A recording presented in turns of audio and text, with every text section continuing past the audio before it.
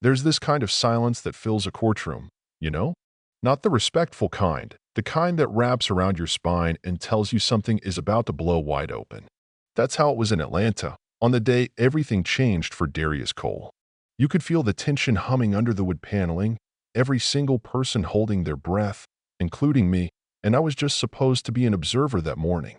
The jury had just come back, the judge was settling in, and Darius, after 12 years of fighting for his life, was about to be sentenced for a double homicide he'd sworn he didn't commit. The prosecution looked smug, like the world was already set in stone. And then Titan, the courthouse K-9, broke the spell. Now, you've got a picture Titan. He's a black and tan German shepherd with eyes like polished coal, normally so chill you'd think he was asleep on the job. He'd been dozing by his handler's feet all trial, but the second Judge Patel raised those sentencing papers, Titan growled, a deep, rumbling sound, and lunged. Not at a person, not at Darius, but right at the DA's leather briefcase. Pandemonium, people screaming, a juror's pin clattering to the floor, bailiffs scrambling, but Titan wasn't attacking. He was tearing at that bag like his life depended on it. Officer Mike Haynes, Titan's handler, rushed to pull him back, but Titan had already shredded the side pocket. Out spilled papers, legal pads, and of all things, a yellowed evidence bag marked with an old case number. Inside was a blood-stained silver chain. You could have heard a pin drop. The air felt like ice. For years, that chain was presumed destroyed, lost in a warehouse fire that supposedly ate up half the crime scene evidence. But there it was, pulled out of the DA's bag by a dog who'd never even worked the original case. I swear, even the judge forgot to breathe. Where did that come from? Judge Patel snapped, her voice sharp enough to slice glass. The DA, Linford, just stammered, claimed he'd never seen it, had no idea how it got there. Officer Haynes was shaking, but he kept his cool. "Ma'am, Titan alerted on this for a reason," he said, holding up the bag. "We might have a serious chain of custody problem." Darius's mother broke down in tears right there in the gallery. And let me tell you, if you believe justice is always black and white, if you think dogs are just animals, this was the day the world proved you wrong. Everything was chaos after that. Judge Patel ordered the evidence impounded, sent the whole courtroom into recess, and officers escorted Haynes and Titan into a locked interview room for questioning. Darius's defense attorney, Claire Monroe, a young woman with the eyes of someone who never sleeps, filed for a stay of execution and a mistrial before lunch. By noon, the blood on the necklace was confirmed to belong to Emily Ruiz, one of the original victims, a girl who'd been only 17. The bombshell, though, was that the chain was logged as destroyed in the warehouse fire years ago. Everyone thought it was gone forever. Now it was back, and nobody could explain how it ended up in Linford's hands. That night, Darius sat with Claire in his cell, just staring at the wall. "I told them I didn't do it," he said quietly. "Every year, every letter, every appeal. Nobody listened. But that dog, he listened." Claire squeezed his hand. "I don't know what Titan just saved you from," she replied, "but this isn't just about you anymore." And she was right, because Titan wasn't finished yet.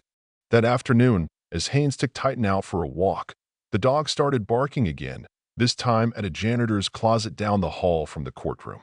At first, there was nothing special about it, but Titan pushed at the wall, scratched, and you could hear the faint sound of metal behind the drywall. Haynes called backup. Maintenance peeled away a recently patched panel and found 3 plastic bins, all marked as confidential case evidence. Inside, bags of bloodied clothes, broken phones, even a watch from Darius's original case, all stuff that had supposedly gone missing or was destroyed years ago. That's when people started talking about cover-ups. The story broke fast. By midnight, the news trucks lined the courthouse, and the DA's office was in panic mode. Linford was placed on leave, and his assistant, Ellen Ray, cracked under questioning, admitted she'd helped move boxes after the warehouse fire, but claimed she had no idea about the evidence being stashed away. "I thought it was just backup files," she whispered. "He said nobody would ever check." She also mentioned a tall man in a blue suit who came by after hours, a man she didn't recognize. Now, Claire was putting the puzzle together. Turns out, this wasn't the first time evidence disappeared or cases collapsed due to lost files. She found patterns, similarities between Darius's conviction and another case, that of Malik Patterson, who'd been executed in 2018 for a murder where the forensics never matched. When she and Haynes, plus Titan, of course, got access to an old precinct evidence room, Titan found a hidden blood vial, the one that could have proven Malik's innocence. It was a gut punch, proof that at least one man had died for a crime he didn't commit, because someone buried the truth. The deeper they dug, the wider the scandal became.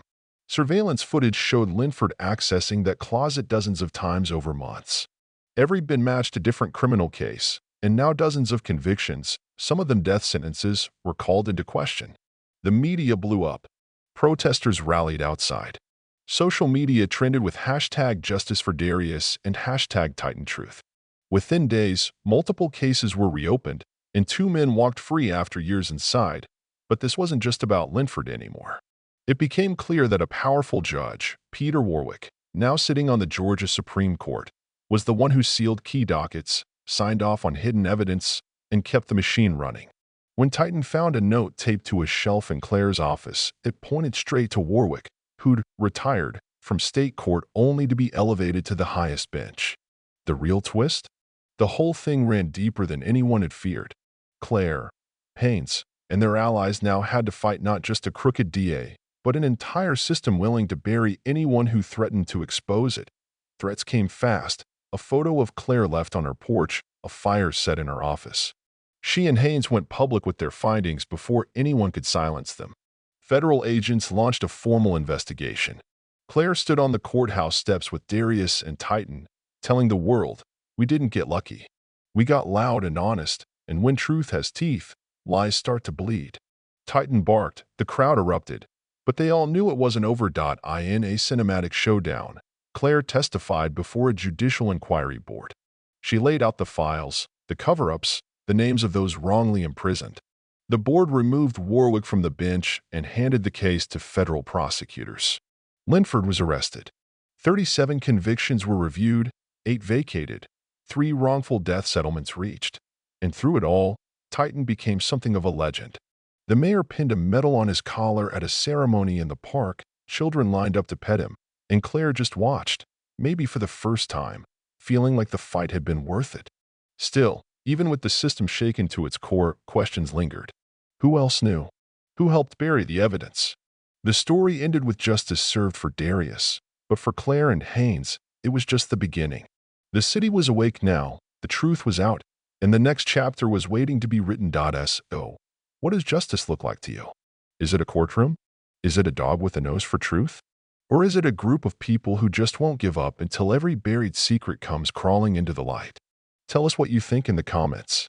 And if this story moved you, share it, talk about it, let your voice be heard, because sometimes the loudest bark comes from those who refuse to stay silent.